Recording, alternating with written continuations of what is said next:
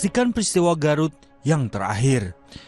Ledakan amunisi di Desa Sagara, Kecamatan Cibalong, Kabupaten Garut pada Senin sekitar pukul 9.30 itu disebut terjadi saat pemusnahan amunisi afkir atau tidak layak pakai. Sebelum ledakan terjadi pada hari itu telah dimusnahkan amunisi afkir di 2 lubang dan berjalan lancar. Musibah terjadi saat pemusnahan detonator bahan peledak di lubang ketiga. Saat itu tiba-tiba terjadi ledakan hingga membuat 13 orang tewas. Mereka terdiri dari 4 anggota TNI dan 9 warga sipil. Catatan Kompas, ledakan yang terjadi di Garut bukanlah peristiwa pertama terkait amunisi afkir. Gesekan di antara amunisi yang kadaluarsa disebut juga menyebabkan meledaknya 65 ton amunisi dan bahan peledak kadaluarsa yang disimpan di gudang amunisi daerah Kodam Jaya di Ciangsana, Kabupaten Bogor, Jawa Barat 30 Maret 2024. Peluru mortir berusia tua diduga juga memicu ledakan di gudang amunisi Korps Marinir di Cilandak, Jakarta Selatan pada 29 Oktober 1984. Sebanyak 17 orang tewas dan 224 lainnya terluka dalam peristiwa ini.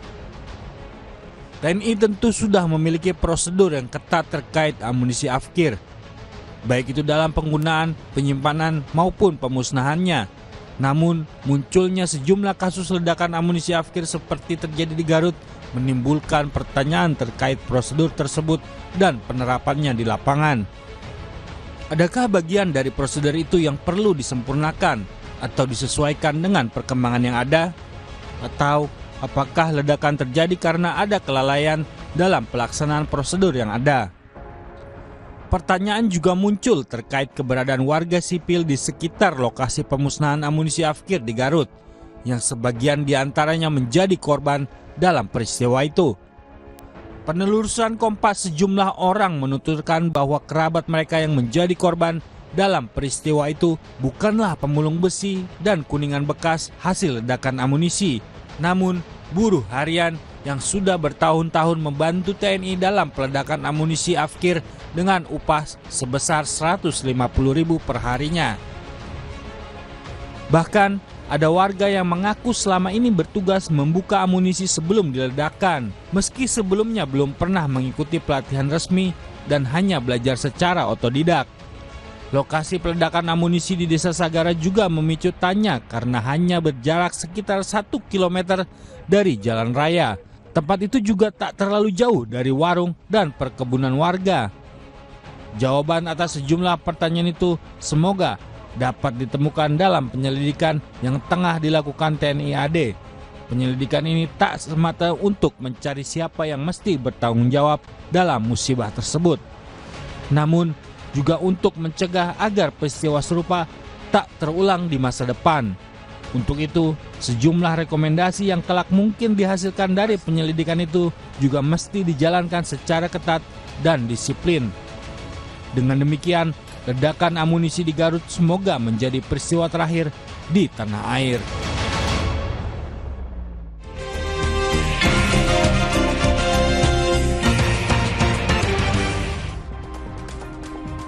Saudara, terima kasih Anda masih bersama kami di Kompas Pagi dan sudah waktunya saya membawa Anda untuk melihat halaman depan dari Harian Kompas edisi hari ini Rabu 14 Mei 2025. Nah, kalau kita lihat di sini dari judul utama yang memang menjadi sorotan utama di halaman depan Harian Kompas, yakni berjudul Dunia Hati-Hati Sikapi Gencatan Tarif Amerika Serikat Cina, di mana di sini tertulis perundingan AS Cina masih berjalan. Hasilnya bisa saja tidak sesuai harapan, meski demikian pasar sementara ini mendapat kelegaan.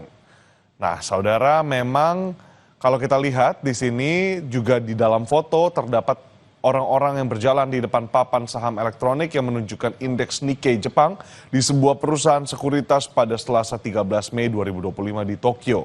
Nah, dalam pembahasan ini sejumlah pasar saham dunia menguat setelah gencatan tarif antara Amerika Serikat dan Tiongkok. Bursa dan investor global pun sedikit lega setelah Amerika Serikat dan Cina sepakat menunda sebagian tarif bea masuk impor. Meski demikian, tetap ada kekhawatiran baru di mana pada babak baru perang dagang berikutnya. Dalam perdagangan Selasa 13 Mei 2025, mayoritas bursa di sejumlah negara menghijau. Investor bergairah secara berhati-hati atas kesepakatan Amerika Serikat dan juga China ini. Pada Senin 12 Mei, Beijing dan Washington mengumumkan kesepakatan untuk menurunkan bea masuk impor (BMI) selama 90 hari sejak Rabu ini. Tarif BMI untuk impor Tiongkok ke Amerika Serikat dipangkas dari 145% menjadi 30%. Sementara BMI impor Amerika Serikat ke Tiongkok dipangkas dari 125% menjadi 10%. Saudara, selain itu kita juga ingin membahas cadangan beras pemerintah melimpah. Di sini tertulis ya, memang di halaman depan juga membahas tentang cadangan beras pemerintah di Perum Bulog.